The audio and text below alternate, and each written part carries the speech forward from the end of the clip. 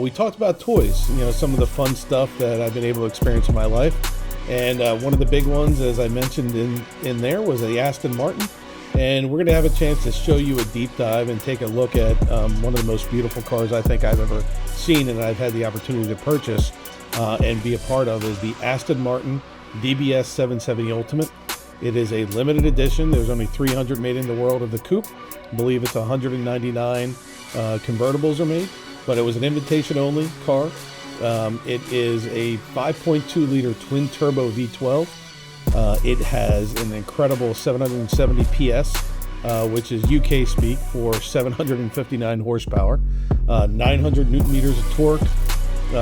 Basically, it is just a absolute beast on the road.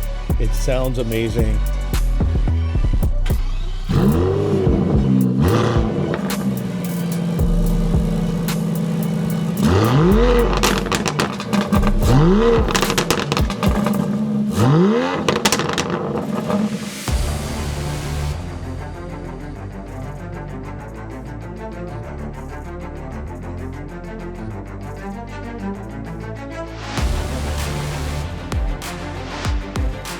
All carbon fiber.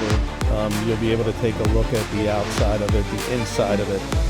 Everything is bespoke. It's an invitation only car, being that there was a very, very limited edition of them made, which is just an honor to be able to get into one. It's my third Aston Martin. 211 mile an hour top speed, 0 to 60 in 3.2 seconds. 21-inch bespoke wheels that are made just for the DBS itself. It is basically a going away edition. The DBS has been around for a long time. I started really getting into the DB versions when I first saw James Bond, as I mentioned on the course, growing up in the town called Aston myself. The Aston Martin DB5 was that first Aston Martin that was just like, wow, that is just absolutely beautiful. Maybe one day I'll get lucky enough to get a restored one. But it's just a beautiful addition. And over the years, DB5, DB7, all the way up to the current model, which is the DB12. In certain years, they made what was called the DBS, is the supercharged version. So this one is the supercharged version of the DB11. The last year, they're making the DBS. The DB12, the twin turboed version of that, is called the Vanquish. They're bringing that back after a long, long time away. But this is basically a 5.2 liter V12 twin turboed monster on the course.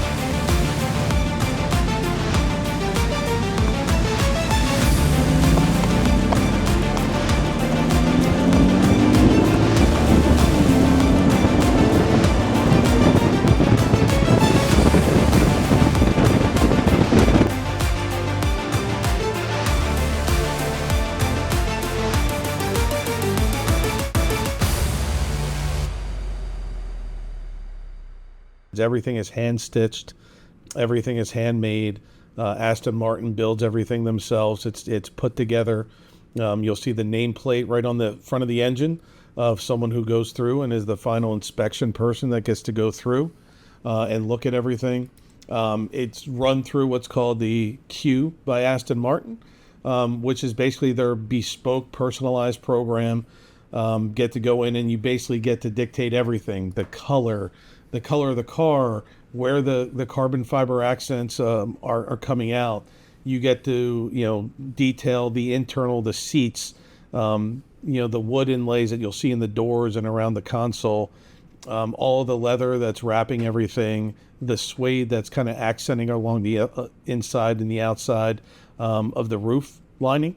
The whole car is just something that I've been dreaming about since day one, of me, kind of going through my life of, what toys do I want, being successful in life, what do I want to do? And this is just something that just was an ability for me.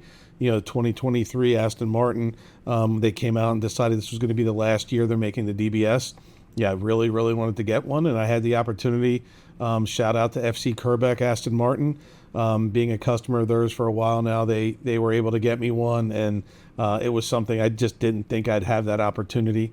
And having a car that's one of 300 in the world, that's a limited edition, that'll live on forever, that is just something that is just beautiful. The performance, the look, the feel, just how you feel when you sit inside of it is something that's just amazing.